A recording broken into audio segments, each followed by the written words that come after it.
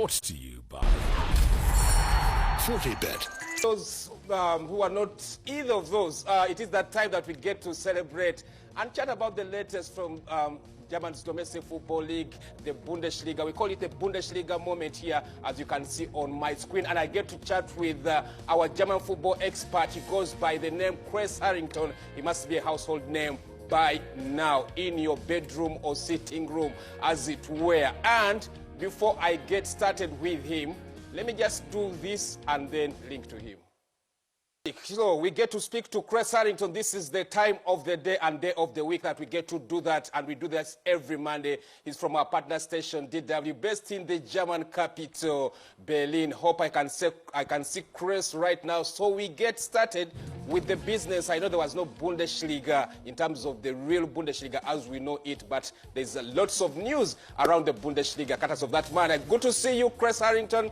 Let's get down to the business of talking anything German. And let me pick your mind. What are your thoughts on Team Germany under current coach Hansi Flick, Kres? Well, I like Hansi Flick and his clear messaging. He recently came out in an interview saying, I don't want to look back at the past. That's very important. We can, we all remember here in Germany how they looked in 2018, the World Cup, and then how they were eliminated in the round of 16 at last summer's Euro championship, but they've definitely took a turn for the better. They look really good under Hansi Flick. I think he's looking to write a new history. He pretty much said that himself. He said that things might not be 100% right now, but he believes they're on the right track. Qatar is sewn up, basically. I think, you have to look at the young staff he has on the roster right now that could potentially make a big difference.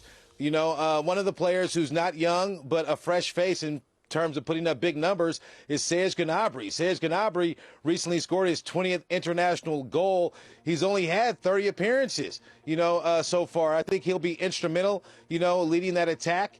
And I think the other pieces as well, from Timo Werner, down to the young players. Florian Wirtz is a young Leverkusen player they got a call up recently. Jamal Musiala. I think they look really good, a combination of young and old. The Bayern players, though, Serge Gnabry, Thomas Müller, they tend to stand out in terms of putting up numbers. And I think as long as Hansi Flick has every team, every player on the same page, and they know what they need to prove in terms of their shabby performances the last World Cup and major tournaments, I think they look really good. And, I think the sky's the limit, with Germany. They could shock a lot of nations this Qatar World Cup. All right. And the Bundesliga returns, Kres, with FC Cologne and Hoffenheim kicking off the action on Friday night. Yeah, Cologne is a side doing shockingly well right now. They played in the relegation playoff last season, and only one defeat this season, and that happened to Bayern back in August. Anthony Modeste is a player that, left the Bundesliga, then came back. He's picked up right where he left off, being a major threat of offense that Cologne brings to the pitch, match in and match out. He leads the team in offense right now, and they're looking really good. They're sitting at 12 points, and them being sixth in the standings, 3 points can do them well. They're playing Hoffenheim, a team that scores by committee. A few players have goals, but Andre Kramaric is the player that typically stands out. They've been on and off this season. They're coming off a 3-1 defeat to Stuttgart. Hoffenheim used to be solid at home, especially when Julian Nagelsmann was leading the side, back then, but a lot has changed since then. I think, it's hard to say what to expect. As I've mentioned, sometimes Hoffenheim they've even lost at home this season.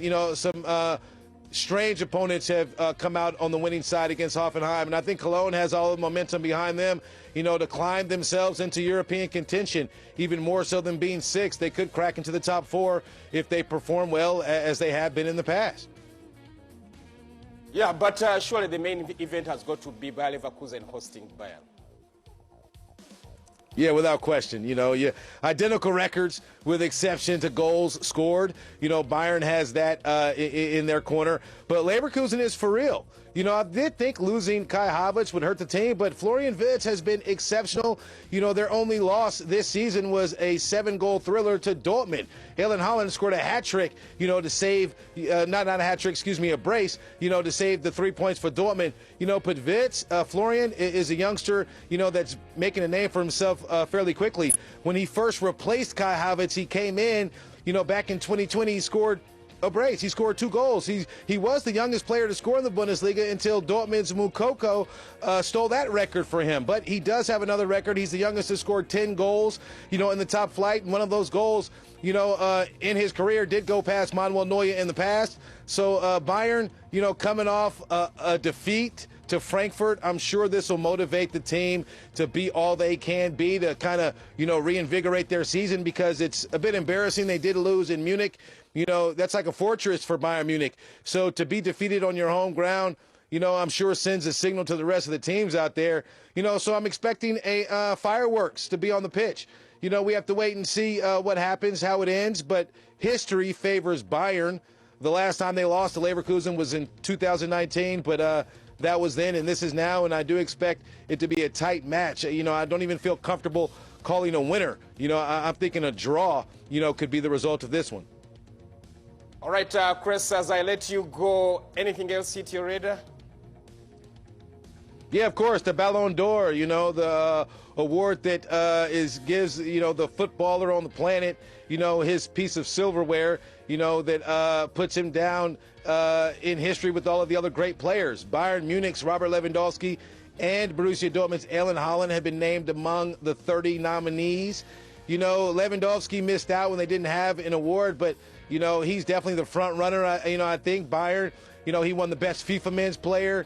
He recently picked up the European Golden Shoe. He broke a 49-year single-season scoring record in the Bundesliga when he, scored 41 goals to break Gerd Müller's record. I think it's his time, but you have to look at his competition. It's going to be stiff. He could become the first Polish player to win it, and Erling Haaland, I don't think, he's, going to win the award with the other players, but you can't argue what he's been able to do. 41 goals in as many appearances, to date. He's dealing with a nagging injury, but you can't take anything away from what he's been able to do on the pitch, and just to be in the conversation, separates them and I think brings more attention to the Bundesliga, and I wish him well. The competition will be stiff. I'm pulling for Lewandowski, but who knows what can happen. All right, and let me also wish you well. Thanks for this delivery, Kres Harrington, our German football expert from our partner station, DW, based in the German capital, Berlin. Always a pleasure speaking to you every Monday. Say hello to that production team, that side led by Oli Pros and all the other guys. Tell them, Danke schön, and let me say, auf Wiedersehen. Danke und auf Wiedersehen. All right. You're Mujamani wa